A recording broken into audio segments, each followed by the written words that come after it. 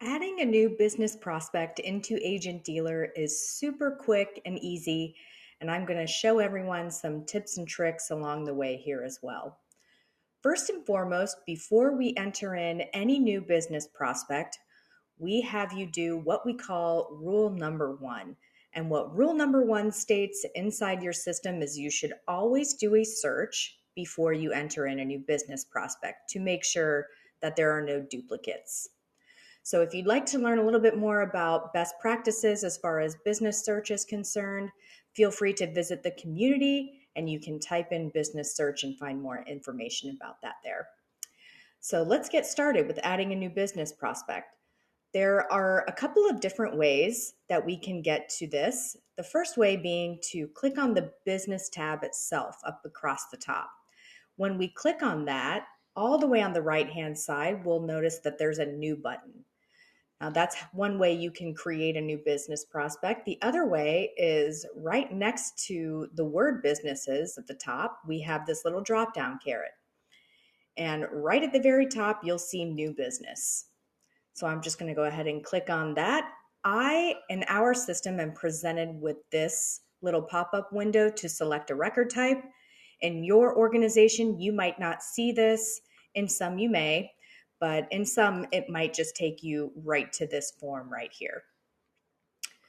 So when we get to this portion of entering in a new business, obviously everything with a red asterisk is required.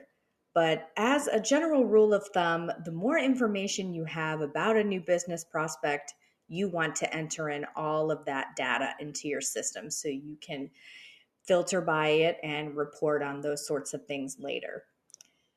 Now, when we're entering in a new business name, I'm just going to start to type the word American. And when I begin to type this, notice that I have business names that are already populating within my system. What this is doing is this is using Salesforce's AI called Einstein to crawl out onto the internet and bring you back information about businesses it thinks you might be looking for, which is wonderful. It works a little bit different than the rest of the database. A lot of those searches are all contained within the system, but in this case, this is crawling out onto the internet. So let's choose American Electric Power for our example.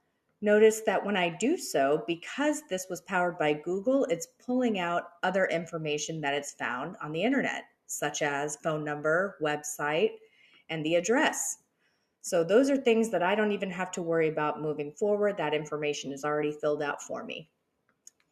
Beneath that, we see the fields business site and parent business. These have to do with anything that might have multiple locations and building a hierarchy within your system. So if you'd like to learn more information about a hierarchy, that information exists within the community. You should go check that out as well. The next thing I'll speak to is this next callback field. So what this field is saying is I've done my due diligence, I've prospected this account, I've grabbed my business card, now I'm filling out the information, but I would like to schedule a callback maybe a week from today. So instead of going back into my system and creating a new activity, I can do that right from here, all in one fell swoop. The description box is really just that. Another best practice we like to recommend is navigating to their website. Most organizations have an About Us section. You can just copy and paste a paragraph or two from their website right into this description box there. If we scroll down, the last thing I'll speak to here is really the address information. Anytime you see this little spyglass here, this means that this is a lookup field. Once again, this is being powered by Google. So if I start to type in the address or a portion of the address, this is also doing a Google search out onto the internet and pulling back legitimate addresses that are around you here using a geolocator. So I can just click on the address I'm looking for and it auto-populates the rest of that information as well. Now I'm going to go ahead and save this. Should I be missing any required information, it will throw up an error at you just stating that you have missed something and you need to go back and fill out that information before your record can be generated. But it's as simple as that. There's your brand new business prospect record. Thank you so much and happy prospecting.